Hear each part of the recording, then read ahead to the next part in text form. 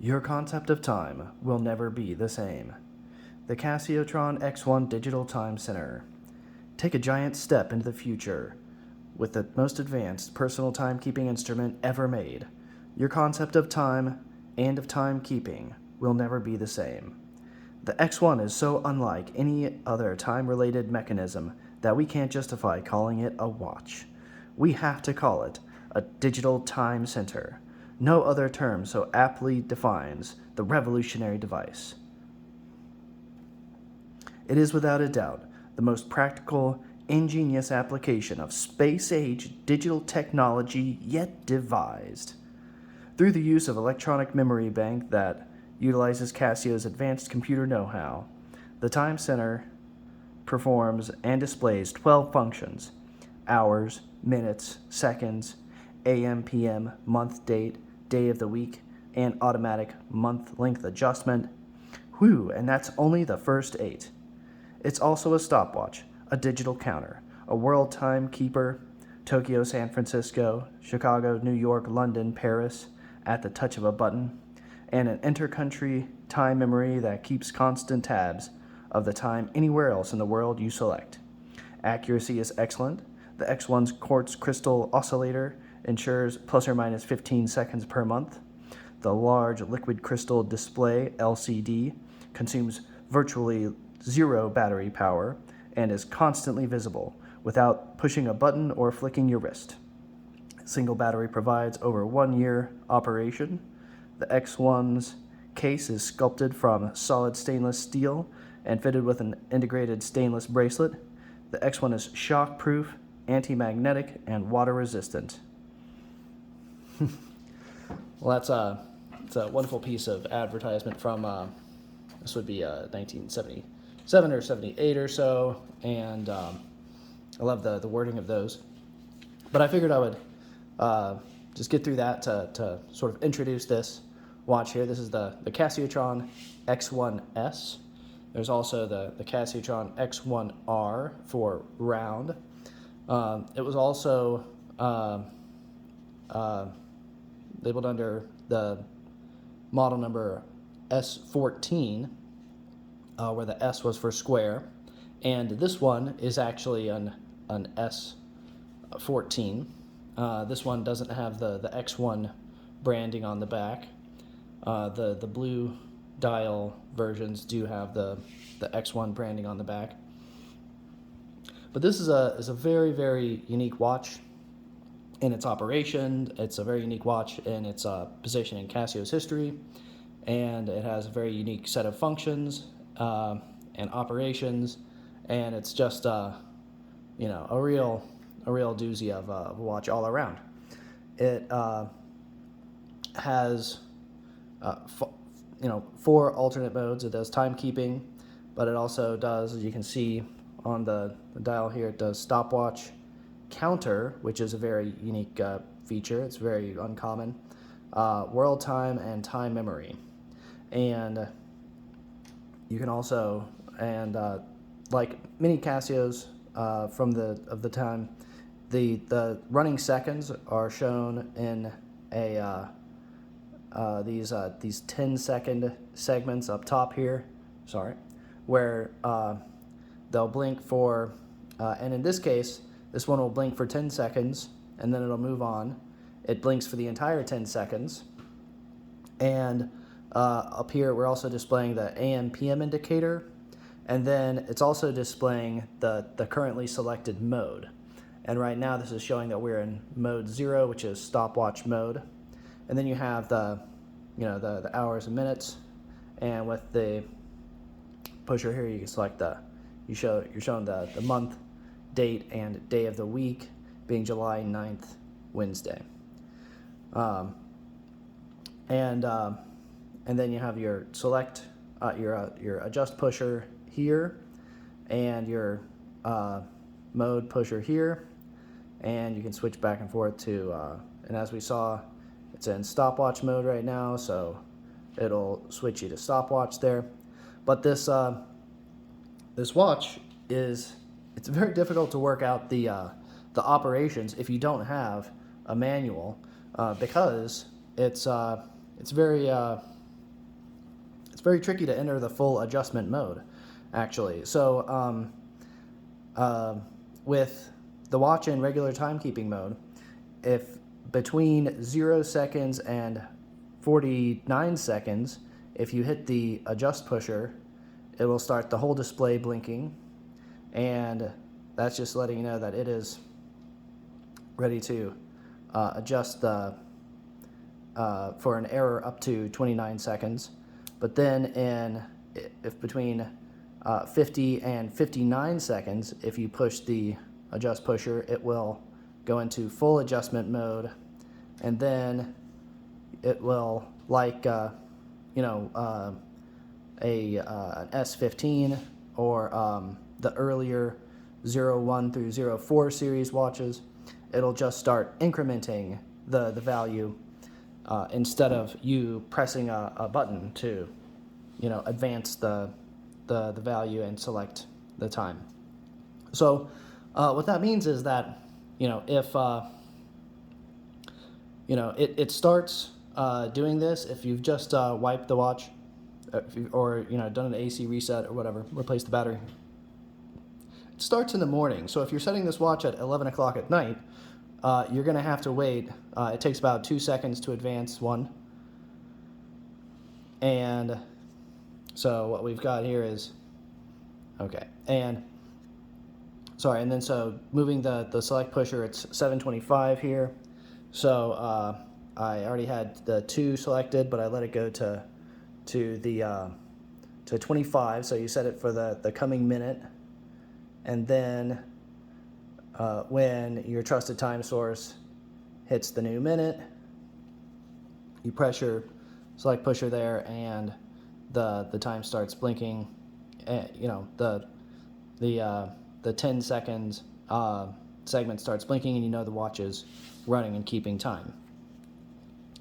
And in stopwatch mode, I'll just start with stopwatch mode here.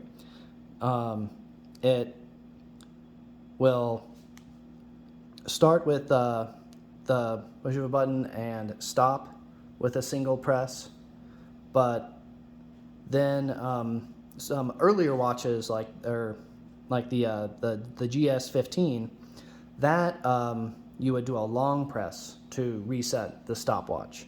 But with this, you'll double press to clear it and press again to restart it. It does mean that you can't, very quickly restart the stopwatch. See there, it'll start going, yeah. You can't exactly stop it, clear it, and, restart the stopwatch within just a couple seconds, but it's just the sort of characteristic of the operation there. And so now if you wanted to change mode, let's say we're in stopwatch mode and we'd like to change this to counter mode. We'd like to have a look at that. Well, the X1 is a very interesting watch in that it was the first multi-mode watch that Casio had, but it wouldn't let you cycle directly through the modes. And also, look at this mode function chart here. Look at this. What is this saying here? You have your regular watch mode here, your regular local timekeeping, and then an arrow back and forth between stopwatch, and then between regular mode and world time, and then counter and inter-country time memory.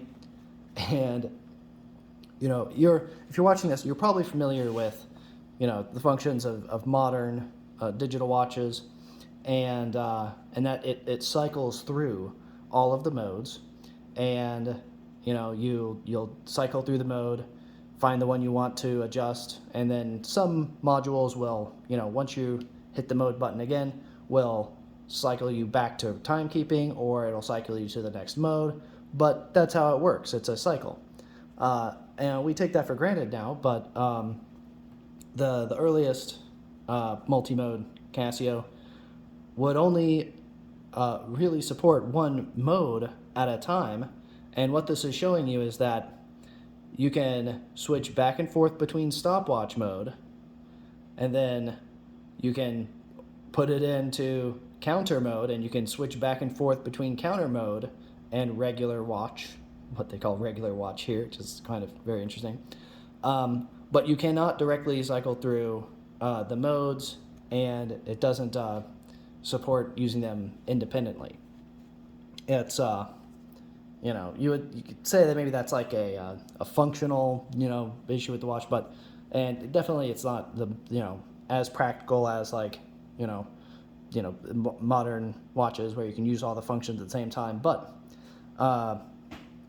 it's just a very, very interesting thing about the watch, and very cool thing. So now, if you wanted to switch between modes, you would hold the mode pusher and press the adjust pusher here.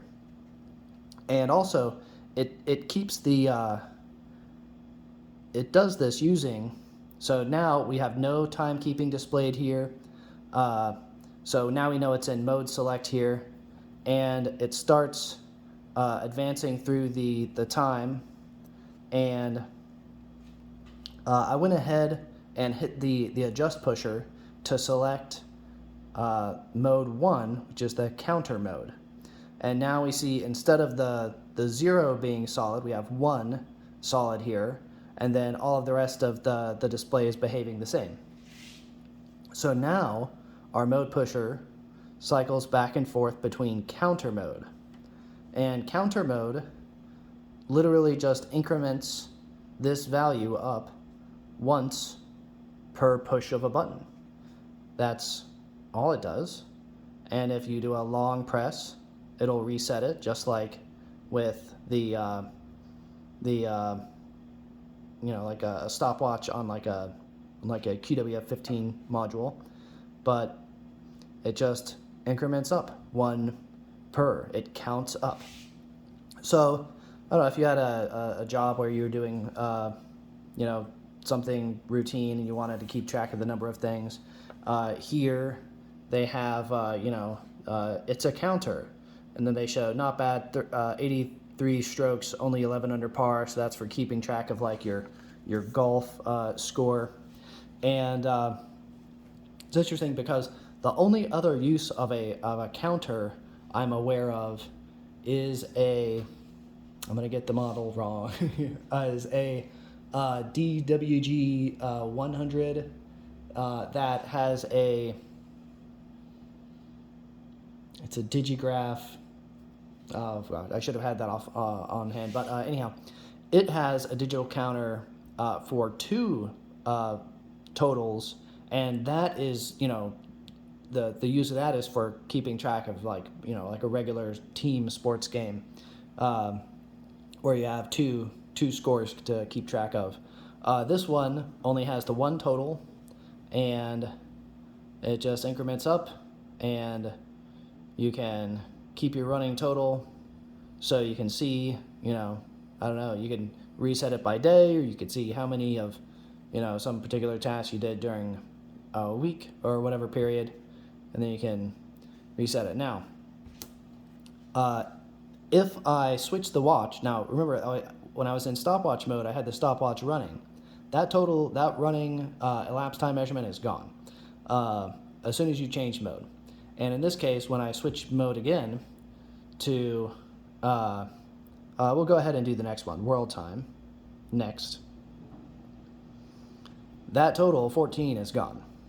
But if you noticed, it did keep up. This is the local timekeeping seconds that it's using to walk through the modes here. And now it's on 2. So if I hit the select pusher, it'll switch to mode 2 here, and it comes unadjusted.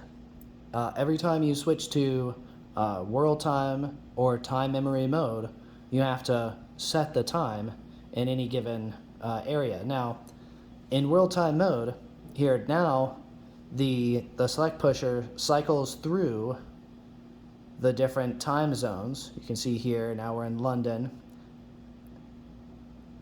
now we're in Tokyo, and an easy way to sort of skip this or to adjust this, to switch it to, if you happen to be in one of the time zones, you can just switch to it and then set the time for your local time. It just takes you'll hit the adjust pusher and cycle through the hours, just to set your time, just like in normal timekeeping mode with this model. And it's 7:33, and we've just set it to I'm on Eastern time, so we've just set it to New York there. And so as soon as we get it to 7:33, it will be at the correct time. Great. And there's no seconds to adjust because it's synchronizing to the local timekeeping seconds, of course. So now, as we adjust, so the display right now is showing you that there's the running seconds, showing you that you're in New York time and that it's PM. And if we cycle through here, it will, here. This is where the display gets a little bit confusing, because now if we use this pusher, we'll cycle through the time to London, right? It's 12 a.m. in London. Paris, it's 1:34 in Paris. It's 9:34 a.m. in Tokyo, and 4:34 p.m. in San Francisco, 6:34 in Chicago, etc. Now, this is where the display gets a little bit confusing, but in world timekeeping mode, you always have the blinking colons here in world time mode. In local timekeeping mode, the colon is solid, and the only blinking is the running seconds up here, because otherwise the displays are very difficult to keep up, especially if you were in Chicago. Like, it's pretty tricky to tell, like, is this world time mode, is this local time, what is this watch showing me here? So it's pretty interesting, but we know if the colon is solid here, that this is the local timekeeping mode.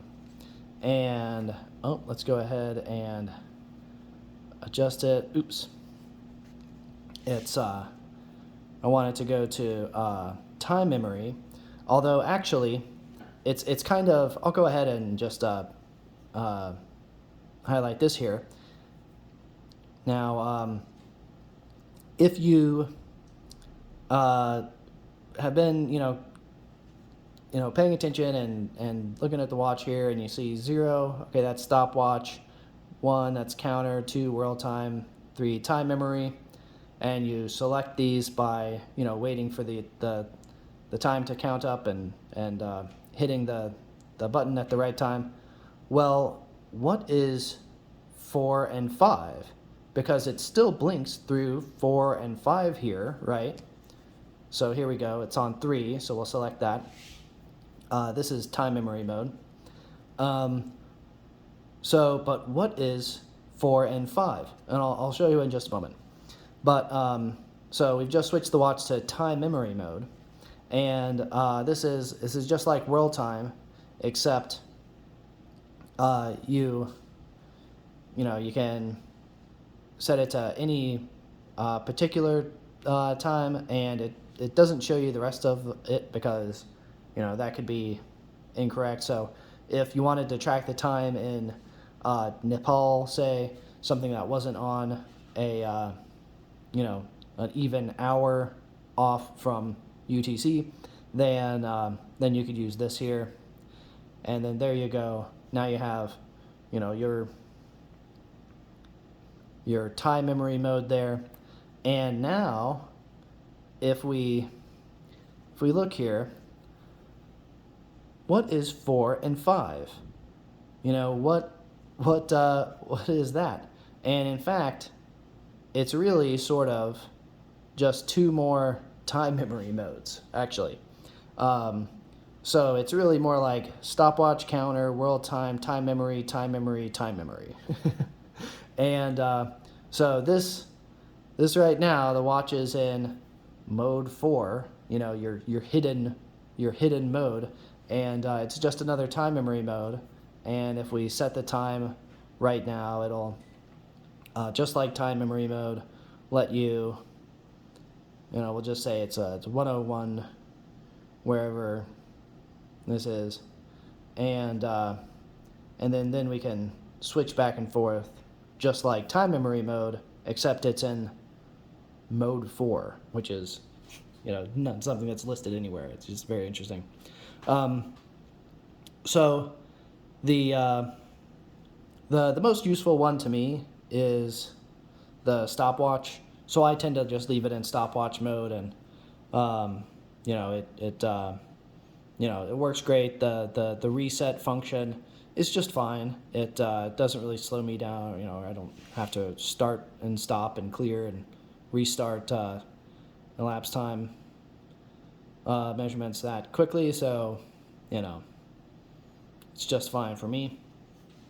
So the watch itself, like I said, is it's Casio's first World Time model. Later, they would come along with the QW29.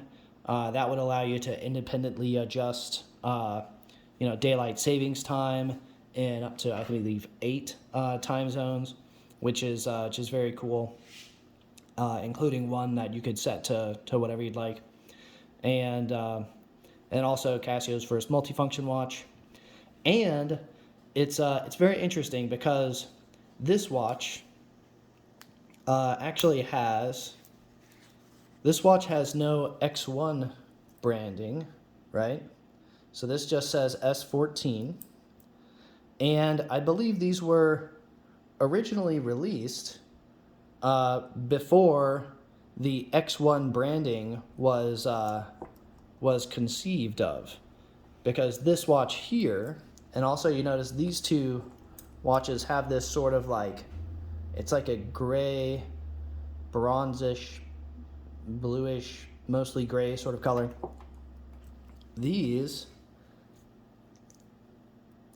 both just have, this is an R-17, which I think is also the model that was first conceived for this here, and they have no X1 branding on them. And they're beautifully made, really nice watches here. If you have another interesting detail is this one has a 7-segment bracelet here, whereas the S-14 has an 8-segment bracelet, which is very interesting. But then later, I believe, and this is sort of just I haven't seen any independent confirmation of this from Casio or anything like that. This one here with this beautiful blue dial, I'm trying to get it not reflecting but showing you some of the blue here, and it's just not cooperating a lot. But but this one does have the X1 branding, and this one is the X1R for round, just like lots of early Casiotrons. They would release a square and a round model, and then if you saw the RS in the name, that was the significance there. And so this is the actual X-1S. There. Now, and this one also has a blue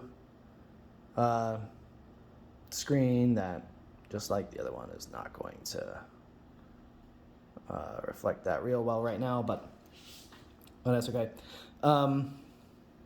So I kind of think that X1, the branding X1, it's also an interesting first with Casio, where the X1 was sort of Casio's first sub-brand, right? Casio started watches with Casiotron, and then they started releasing watches under their base company name, Casio. So I would consider Casiotron to be the first sub-brand. It was Casio watches, but X1, I believe, these series of watches were the first sub-brand of Casiotron watches, because they continued to release all of the rest of their watches, and but these were the X1s. And so, like G-Shock later would become, maybe Casio's best known sub brand, X1 was one of their first sub brands. And then also, wanted to point out this ad is very interesting, because you notice this case, it doesn't look anything like this, and I'm not sure what the significance of that was, but this is definitely the case for this R11. You can see that's absolutely, this case, this bracelet.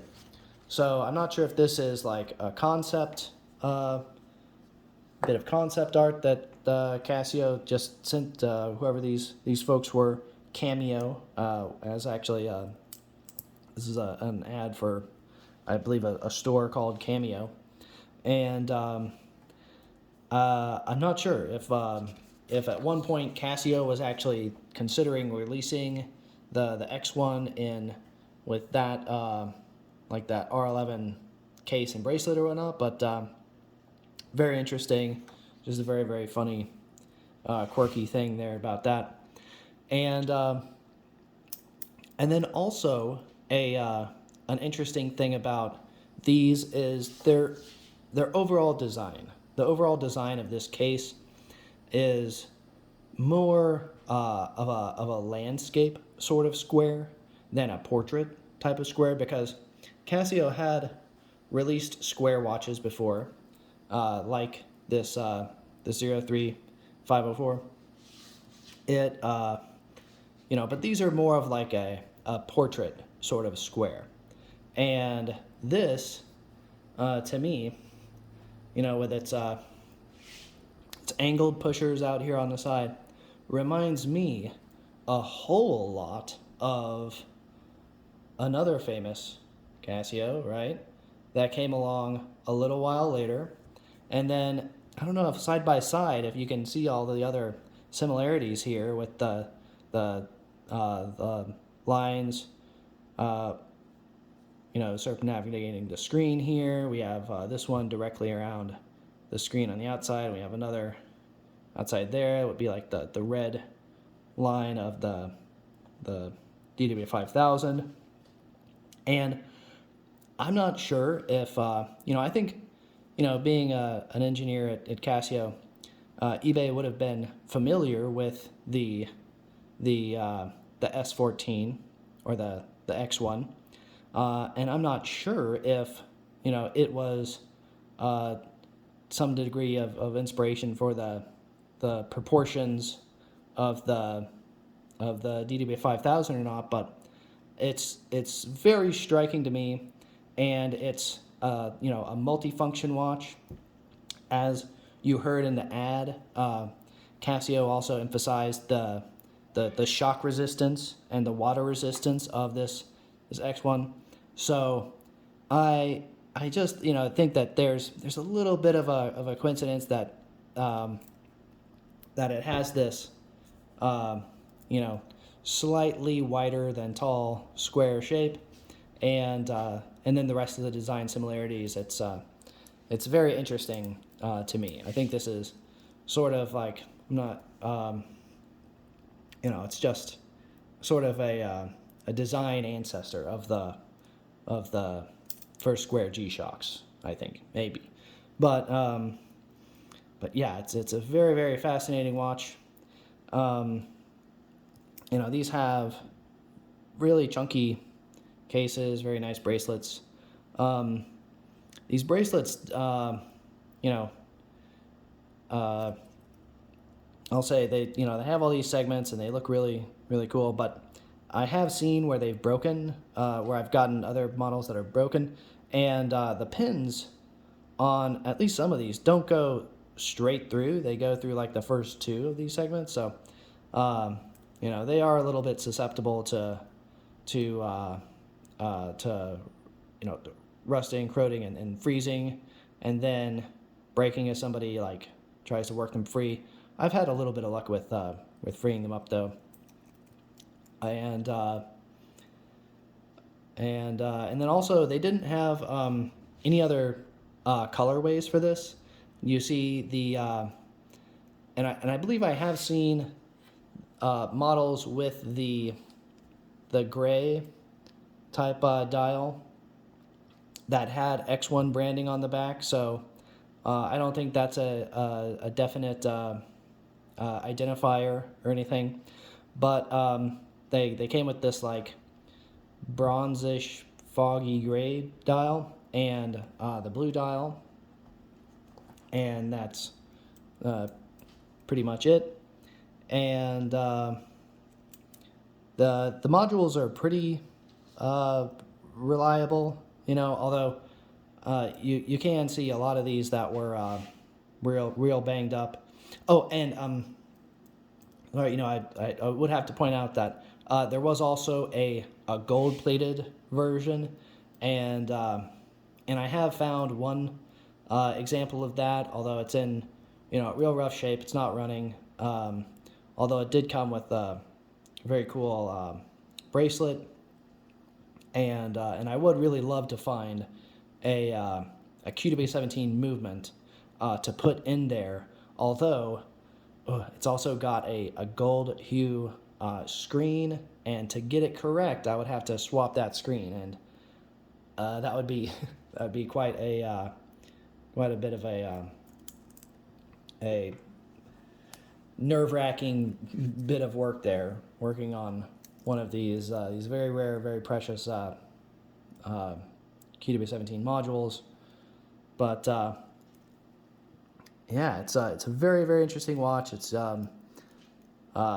as I said at the beginning of the video, you know, pretty significant in Casio's history, and I think a little more significant than you know, even just being the first you know, multifunction, first world time. I think it might have you know, maybe influenced Mr. eBay when he was going to design the first G-Shock, which has of course become such an icon.